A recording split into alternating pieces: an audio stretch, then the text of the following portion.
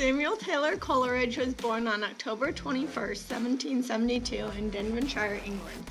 He was the youngest of 13 children and enjoyed reading, writing, and was extremely smart in school. He was a passionate religious philosopher, royalist, and critic of the French Revolution. The people who inspired Coleridge are Plato and Platonists. In 1792, he started to indulge in both alcohol and laudanum. Doctors then prescribed him opium. Coleridge became addicted to opium in the 1800s. He was addicted for 16 years and wrote most of his poems during the years he was addicted. He was called one of the finest poets of the day and founded the Romantic movement in England, which was used to protest against politically astronomical norms and reality of nature.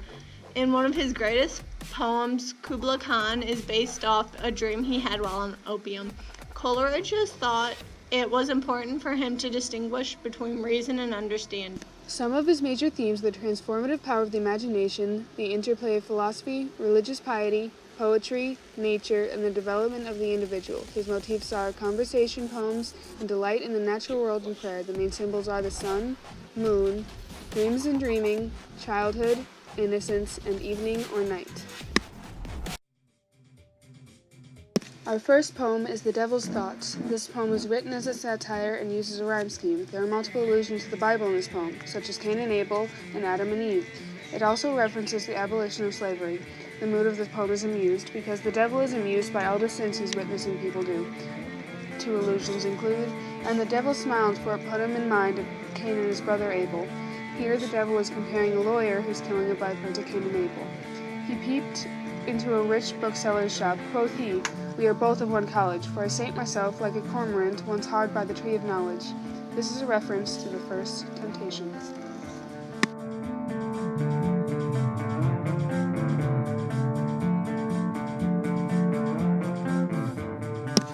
From his brimstone bed at the break of day a walking devil is gone, to visit his snug little farm of the earth and see how his stock goes on. Over the hill and over the dale, and he went over the plain, and backward and forward he switched his long tail as a gentleman switches his cane. And then how was the devil dressed? Oh, he was in his Sunday best. His jacket was red and his breeches were blue, and there was a hole where the tail came through. He saw a lawyer killing a viper on a dunghill hard by his own stable, and the devil smiled, for it put him in mind of Cain and his brother Abel. He saw an apothecary on a white horse ride by his vocations, and the devil thought of his old friend Death in the Revelations.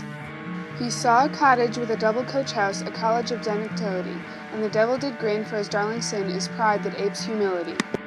He peeped into a rich bookseller's shop. Quoth he, "We are both of one college, for I sate myself like a cormorant once hard by the tree of knowledge." Down the river did glide with wind and with tide a pig with vast celerity, and the devil looked wise as he saw how the wild cut its own throat. There, quoth he with a smile, goes English commercial prosperity.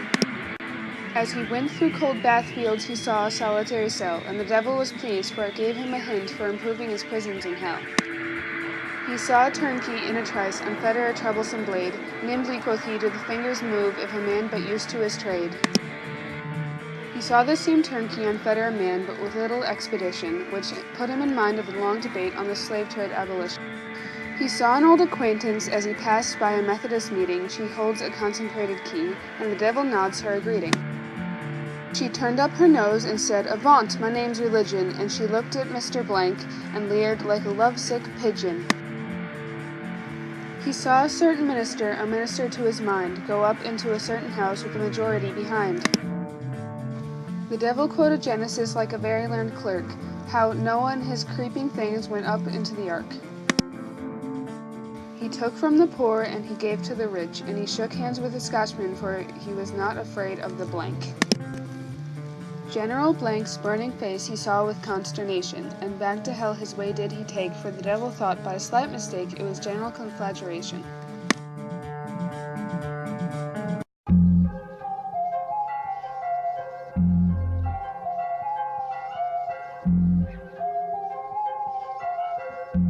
The second poem is The Pains of Sleep. This poem is written in the first person and present tense point of view. Its pattern rhymes, but the order is inconsistent. In this poem, it is thought that Coleridge wrote about his own experience of pain, love, and addiction to opium. It starts with the narrator having a good night's sleep, then slowly his dreams and his nights become filled with anguish and agony. Finally, it ends with the narrator not being able to sleep at all, even though his heart is filled with love. The figurative language in this poem is personification and imagery. One example of this is overcome with suffering, strange and wild, I wept as I had been a child. Here he compares himself to that of a child.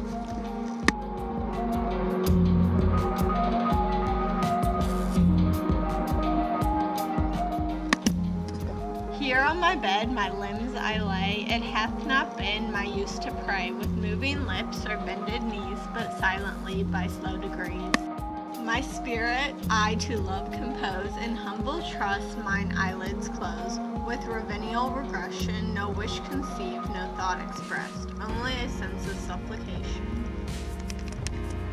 A sense over all my soul impressed, that I am weak yet not unblessed. Sense in me, round me, everywhere, eternal strength and wisdom are. Yesternight I pray aloud in anguish and in agony of starting from the fiendish crowd of shapes and thoughts that tortured me, a lurid light, a trampling throng, sense of intolerable wrong, and whom I scorn, those only strong. Thirst of revenge, the powerless will, still baffled and yet burning still, desire with loathing strangely mixed, on wild or hateful objects fixed. Fantastic passions, maddening brawl, and shame and terror over all, deeds to be hid which were not hid, and which all confused I would not know whether I suffered or I did. So 2 nights passed, the night's dismay, sadden and stun the coming day. Sleep, the wide blessing, seemed to be distemper's worst calamity. The 3rd night, when my own loud screams had wakened me from the fiendish dreams, overcome with suffering strange and wild, I wept as I had been a child. And having thus by tears subdued my anguish to a milder mood, such punishments as said were due to natures deepliest stained with sin, for I encompassing anew the unfathomable hell within. The horror of their deeds to view, to know and loathe, yet wish and do. Such griefs with such men well agree, but wherefore fall on me? To be beloved is all I need, and whom I love indeed.